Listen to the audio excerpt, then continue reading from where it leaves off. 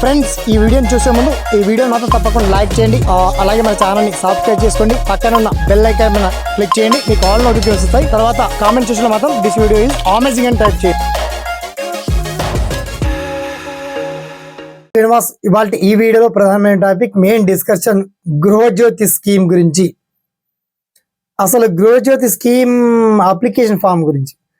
ఇంకేంటి సార్, ప్రజాపాలన form apply చేశాం కదా, మరి గృహలక్ష్మి గురించి స్పెషల్గా చెప్తారని చెప్పి చాలా మందికి డౌట్ రావచ్చు. ఓకే, ప్రభుత్వం ఒక్కొక్క స్కీమ్ను ఇప్పటికే 2 గ్యారంటీలను 6 గ్యారంటీలు ఇచ్చాయి కదా, 2 గ్యారంటీ ఆల్రెడీ ఇంప్లిమెంట్ చేసింది.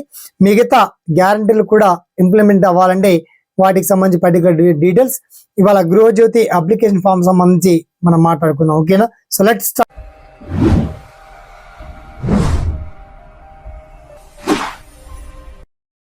గృహజ్యోతి అప్లికేషన్ ఫామ్ లో భాగంగా మీకు ఆల్రెడీ ఇప్పటికే మీరు ప్రజాపాలన దరఖాస్తు అప్లికేషన్ ఫామ్ ఫిల్ చేసి ఉంటారు. ఆ పర్టికులర్ డీటెయిల్స్ అన్ని మీ దగ్గర ఉంటాయి. ఆల్రెడీ ఇంటిండా ఎల్పిజి గ్యాస్ గురించి ఫ్రీ యూనిట్ అంటే 200 పవర్ ఫ్రీ సప్లై గురించి అధికారులు మీ ఇంటింటికి వస్తున్నారు.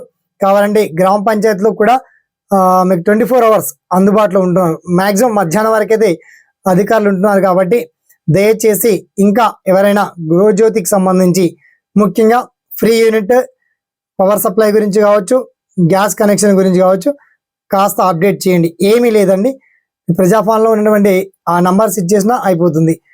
Ration card number, Aadhaar card number, link up అయి ఉన్నటువంటి mobile number and gas connection passbook number. Okay, ఇవన్నీ వన్స్ రిపీట్ చేస్తే, లేదా ఇంటి బిల్లు కావచ్చు, కరెంట్ బిల్ అంటే మినిమం ఇంట్లో అంటే మీకు దాన్ని పవర్ సప్లై సంబంధించి కరెంట్ బిల్ విషయంలో కరెంట్ మీటర్స్ లేని వాళ్ళు, హౌస్ ట్యాక్స్ కడుతున్నటువంటి వాళ్ళు హౌస్ బిల్లు చూపించి రేషన్ కార్డు చూపిస్తే సరిపోతుంది. ఇంకా కొత్తగా రేషన్ కార్డు కూడా అప్లై చేసుకునే వాళ్ళు కూడా వన్స్ మీ అధికారుల దృష్టికి తీసుకెళ్ళండి.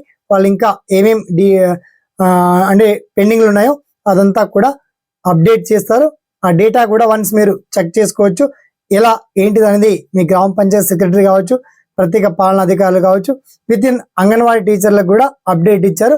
వన్స్ మీరు కలిసినప్పుడల్లా వాళ్ళతో చెక్ చేయించుకోండి. మనకు సమయం లేదు, చాలా షార్ట్ టైం కాబట్టి ఫిబ్రవరి ఎండింగ్ వరకే ఈ ఛాన్స్ ఉంది.